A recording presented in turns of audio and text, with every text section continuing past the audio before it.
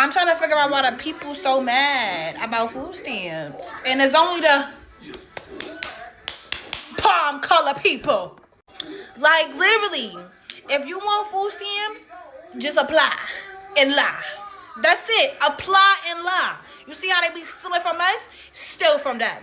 Literally, you can have a 9 to 5, a 5 to 10, a 10 to 12 job and still get that EBT. Just tell them you don't work. That's it.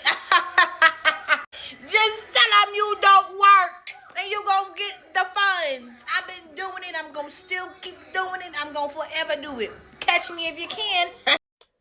All right, y'all, sit down for this one because the government is really playing with people's SNAP benefits still. Let me walk you through this foolishness. First, Trump shuts down the government. If you don't think it's Trump's fault, I don't care. Then the USDA turns around and says, oh, well, we might not be able to get SNAP benefits out for November. Excuse me? Millions of families depend on SNAP and the government is like, oops, our bad. Then a federal judge had to step in, like a parent breaking up a fight and tells the USDA, you will pay the people their full benefits. Imagine needing the courts to force the government to feed people. And while all that's happening, states are scrambling behind the scenes like, we'll just take care of it on our own. Maryland, New York, Delaware, Rhode Island, Virginia, all dipped into state funds because the feds dropped the ball. Meanwhile, other states couldn't even give a date. Folks just left hanging. Groceries going bad while the government argues with each other. But the plot twist? Oh, it's a new plot twist, and it's nasty. Instead of fixing the mess that they caused, the Trump administration announced today that they want millions of SNAP recipients to all reapply all over again. All of them. Across the country. Seniors, disabled folks, single mothers, families already struggling to try to get by. They claim they found 186,000 dead people receiving SNAP benefits. I call BS.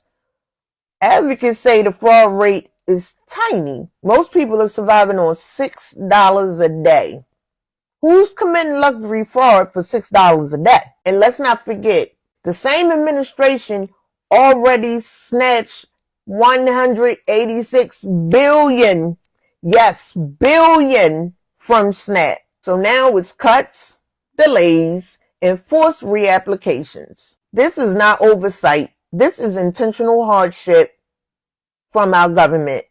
This is how you starve a country without using the word starve. So listen, if you receive SNAP benefits or someone you love receives SNAP benefits, like I said before, continue to check your EBT card, continue to check your local and state government to see what they have going on, and we'll just sit back and wait and try to figure out what the Trump administration and the USDA have going on because they refuse to feed their people while giving away billions to other countries.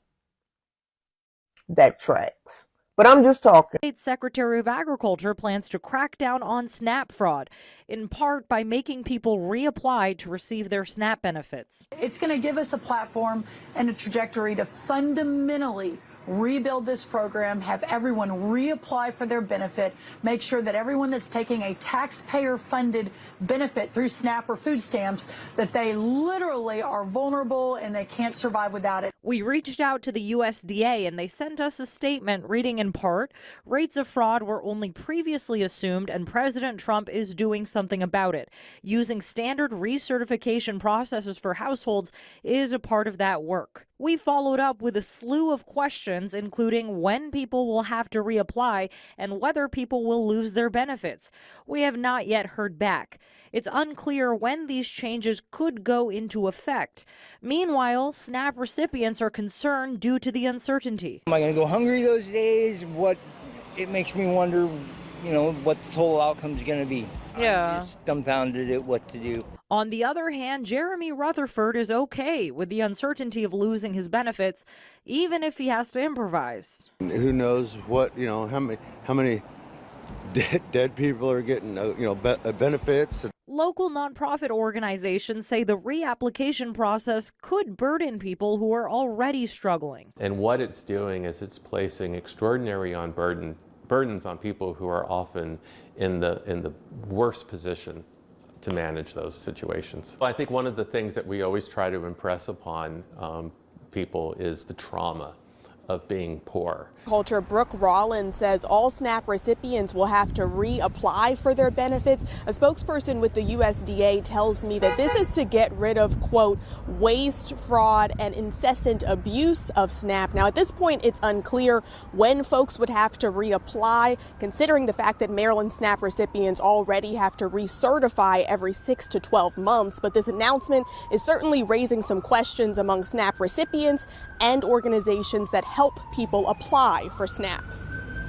It all just seems unnecessary to me. And a little bit of a pain, if I'm being honest, if we all have to reapply, especially since, they do recertifications in Maryland. I think it's every 6 months. So they already have this information. Patty Prendergast is well acquainted with filling out a SNAP application to make sure her and her children have the food they need. It took a while. The recertification is not as bad, but it takes a little time to sit down and gather all the information they need because they want to know, your bills, your income. She wonders what the process could look like in the future after Secretary of Agriculture Brooke Rollins announced in media interviews and on social media that all SNAP recipients will have to reapply for benefits, writing on X, quote, SNAP fraud is out of control and the numbers we have prove it. Data from just 29 states uncovered nearly 200,000 people with dead people's social security numbers. Leaders with organizations like Maryland Hunger Solutions and Community Assistance Network, which help people apply for SNAP benefits, worry how the change will impact their clients and their workload. With this administrative decision, it is going to cause chaos. Because now you're going to have everyone coming in at one time to reapply, which is not enough staffing already. I can only imagine what our doors are going to look like if they're saying everybody has to reapply at the same time and it's not like a phase out. Our SNAP clients already have to recertify either annually, so once a year, or every 6 months as part of program regulation. So they are already complying with that requirement to do so. And honestly, anything else that would be added on top of that is just adding an extra layer of bureaucracy and challenge for our clients. We previously spoke with Ross Torrance during the government shutdown about having to go without SNAP benefits. He finally received those SNAP benefits, but now he's having to reapply. What was your reaction when you saw that you have to reapply? Yeah, it's just like basically they're just making it harder and harder, just more of a tug and a tug of being able to receive these benefits. Every 6 months, we already got to do a recertification. They're requesting more and more documents, making it harder and harder. If your kids' shot records are not up to date, they're just finding any reason to be able to take it from you, for you not to be able to have it. It's supposed to be something as a supplement for the families to be able to have. When we last spoke with him, he was working at Wendy's and taking on extra work as a delivery driver to support him and his 6 children. He unfortunately lost his job at Wendy's and is now relying on delivery driving until he can find another job. I just have to keep it pushing. I've been applying different other places of employment and just have to continue in the meantime. While he's trying to keep a positive attitude, he knows that it will likely be an uphill battle reapplying for SNAP while he's looking for another job. I'm not working and I'm in a 2-parent household, so it's just like, how soon am I going to get another job, or how soon am I going to basically make another turn? I'm doing ride share, but that's not considered W-2 employment. The government would not count that as employment to be able to make me eligible to receive SNAP. So it's just a bunch of different challenges that we're going to face, and we just have to be able to be ready for it as it comes. Everyone will need to reapply for benefits. KARE 7's Madeline Ottley joining us live in Auburn. So Madeline, what could that process look like? Well, so far, federal officials have not provided any actual details about this or a possible timeline. But even those claims, those suggestions themselves, they have food banks like this one here in Auburn worried that it could increase demand at a time when need is already so high. Those comments were made by the Agriculture Secretary on Newsmax Thursday. She said the administration intends to fundamentally rebuild the program and have everyone reapply for their benefit. It's an effort to crack down on what she described as widespread fraud. Advocates and recipients have warned that requiring millions to reapply for benefits could lead to a lapse in coverage and send more people to food banks like this one. It's harder to apply for DSHS food stamps than it is to go get a bank loan. So the paperwork is horrendous for them. I asked USDA for more details. They told me that standard recertifications are a part of curbing fraud. Now, those recertifications, those are already in place, requiring a review of recipients every 6 or 12 months. So I asked them to clarify, do you just plan on relying on those? Or really, are you going to make everyone reapply completely? I have yet to receive a response. Now, in light of these claims about fraud, I reached out to Washington State to see, hey, is this a problem? And if so, how big is it here? You'll hear what they had to say still ahead tonight at 6.